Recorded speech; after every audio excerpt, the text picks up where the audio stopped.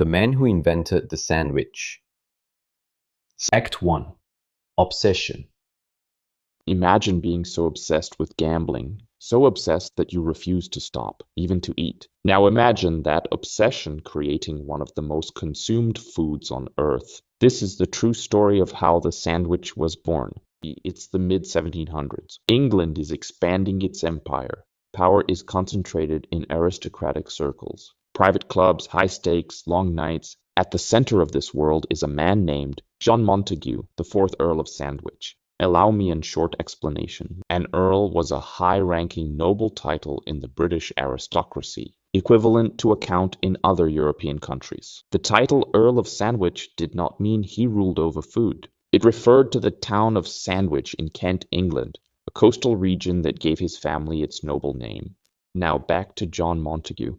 He was not a chef, not a baker, not a culinary innovator. He was a politician.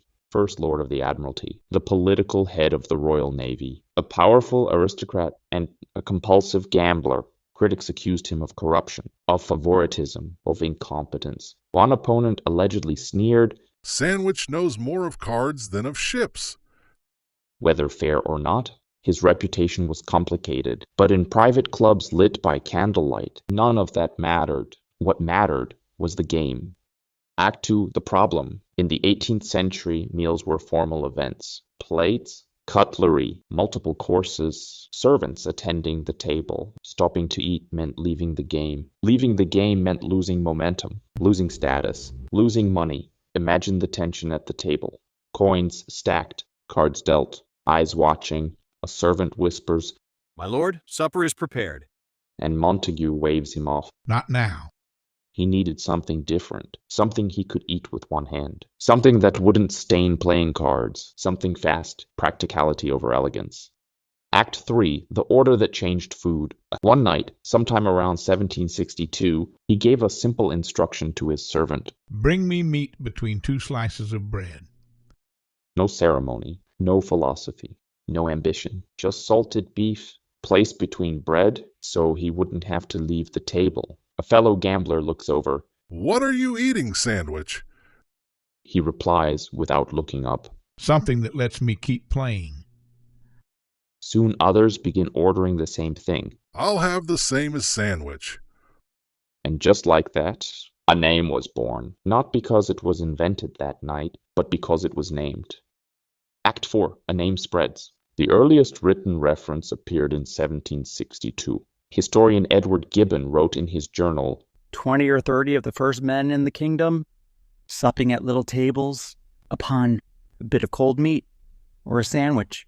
The word had already become shorthand, not for a place, not for a title, but for a format of food. Now let's be clear, people had been putting food inside bread for centuries. Romans did it, Middle Eastern cultures did it, many civilizations did it. But this was different. This had a name, an identity, a story tied to power and status. The British Empire carried the idea across oceans, and Montagu's influence traveled with it. He supported the voyages of Captain James Cook. When Cook reached the Hawaiian Islands in 1778, he named them the Sandwich Islands, in honor of his patron. Imagine that. An entire archipelago once carried the same name as your lunch. For decades, maps read Sandwich Islands. Today we call them Hawaii, but history once tied paradise to a gambler in London.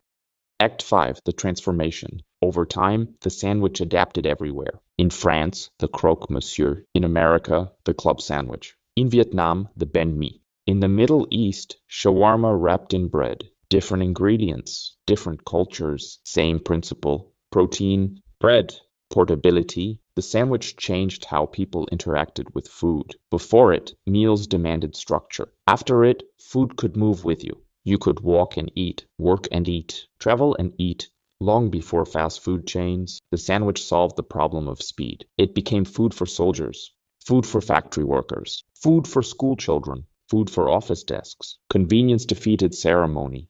Act 6, scandal and irony. Montagu's personal life was dramatic. He had a long relationship with a singer named Martha Ray. In 1779, she was murdered by a rejected suitor outside Covent Garden. The scandal shocked London. Power, politics, Tragedy. His life was filled with controversy, yet history simplified him, reduced him to bread and meat. John Montagu wasn't trying to revolutionize food. He wasn't chasing legacy. He simply didn't want to stop gambling, and perhaps in that candlelit room he might have said, If a man must eat, let him eat without leaving the table. Yet his title, Sandwich, became one of the most spoken words in global cuisine. An aristocrat seeking convenience accidentally reshaped how the modern world eats.